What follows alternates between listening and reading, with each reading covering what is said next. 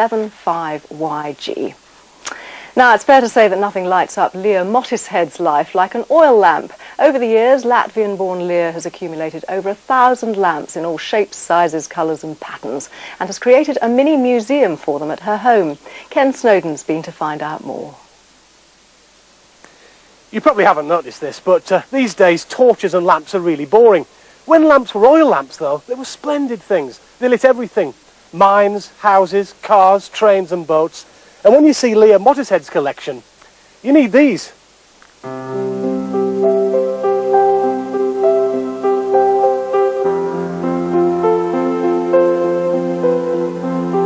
This one, it is quite bright in here, Leah. Any idea how many lamps you've got? 1,300 actually, it's 1,282. You've counted every one? Oh yes.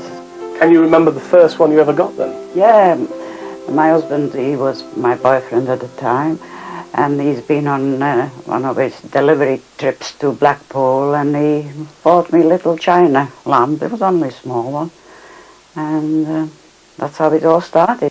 You have swapped lamps before, haven't you? Oh yes, but the one on the blue one, yes.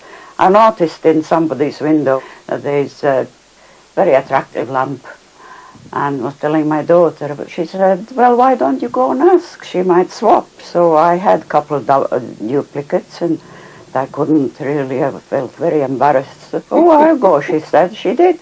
I went round the corner, around a couple of blocks. I couldn't watch it. And yeah, she managed. And do you have a favourite? Well, at the moment I like that ostrich egg lamp. It is very special to me, actually. Very unusual. And with having so many, have any ever got broken? When we travelled, yes, we had to move to this house because the previous house wasn't suitable. And I broke a couple of, not the lamps, but the glass chimneys. And it's hard to get them. What's the one that's made out of a jar? This one, that they tell me it's during the war. It's made out of Brill cream jar. It's actually, it's a working lamp, all right, as you can see. The label is off, probably they didn't have any. Yes, was very lucky to do that as well.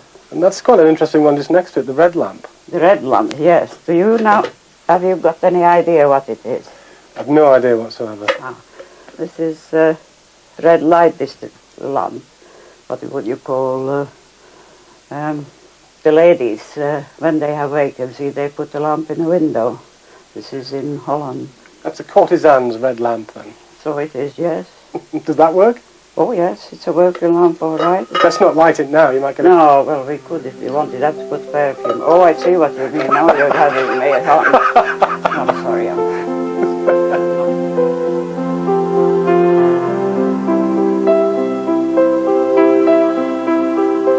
That's an interesting one on the windowsill, that. Apparently it's the first disco light. You know, many years back when I started disco dancing and all that, that was the type they had. How do you keep them all clean? I do it in leap year, start on leap year, and by the time I get around to the next one, it's done. So you might have a very rare collection here. I don't think I was querying once in the national newspaper if they knew a name for lamp collector, because you do have names for coin collectors and stamp collectors, why not for lamp? But nobody seemed to know. You know, out of all the lamps in this room, I agree with Leah. My favourite is that lovely, delicate and quite rare ostrich egg lamp. Oh dear, Ken, and if you can help Leah with the name for a lamp collector, do get in touch with us at the usual address. For those of you